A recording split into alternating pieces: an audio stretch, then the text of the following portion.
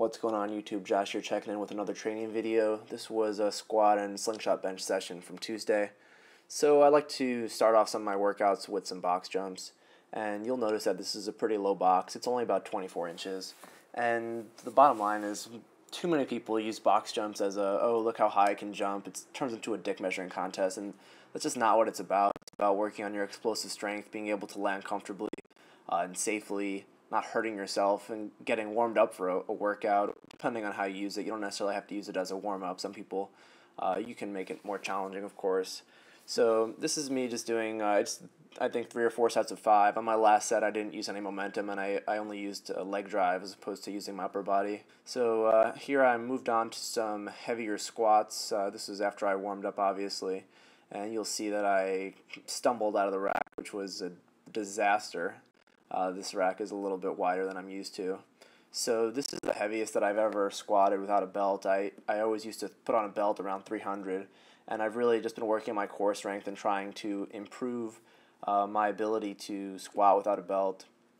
So I wasn't really too pleased with how these squats went today. They just didn't feel that comfortable. I think it's a combination that I've been slacking on mobility work. I'm not used to training without a belt for this heavy, and I'm also not used to training at this gym. This bar in particular, just all the weights seem to feel very heavy. So it was a multitude of factors. Probably a lot of it has to do with just mentally not really feeling as confident as I normally do.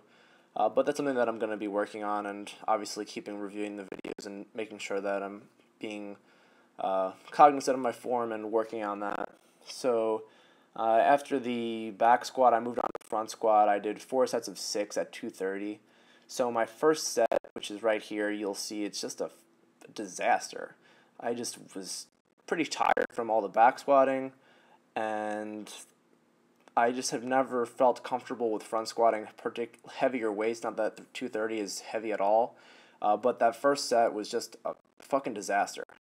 My half the depth was barely parallel, and I was just really pissed that I was slacking so much. Granted, I was tired, but that's not an excuse. So I came back for my next set, and I just said, I'm going to fucking kill it. Pretty much, my goal was to go below parallel on every set, and I accomplished that goal. Unfortunately, my form towards the end was kind of breaking down, where my knees were shooting a little bit more forward than they probably should have, and I probably should have been working a little bit more on opening up at the hips and creating some external rotation in the hips, pushing the knees out more.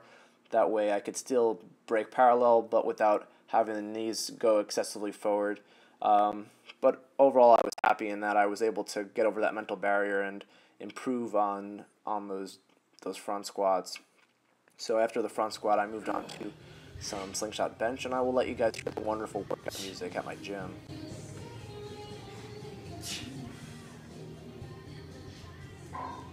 Yeah, that's pretty epic.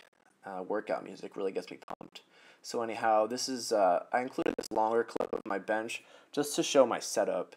And everybody's setup's going to be a little bit different, and I'm quite frankly still working mine out. But one thing that I noticed drastically with my bench press is that I will literally lose 20 pounds off my bench press if my setup is not perfect. And for me, a lot of it has to do with keeping a lot of pressure on my traps and really trying to bring my hips towards my traps, and really working on getting my arm into the back of the socket, feeling much more stable overall. After that, I moved on to the dumbbell press, which you'll see now. And I started incorporating more dumbbell pressing just because I suck at dumbbell pressing. So I feel comfortable with the barbell, but not really with so much dumbbells. And also on the days when I do slingshot bench where it's overloaded at the top, I make sure to do full range of motion. Some exercises full range of motion for the chest, usually dumbbell press. And I finish off the workout with some of these pull-ups. That's what you call them, pull-ups. Yeah, so over here, I'm not really keeping my core that tight. On the next sets, I did a much better job of that. And there was also some glute ham raise in here that I didn't get on video. But that was pretty much the workout, guys. I hope you enjoyed it.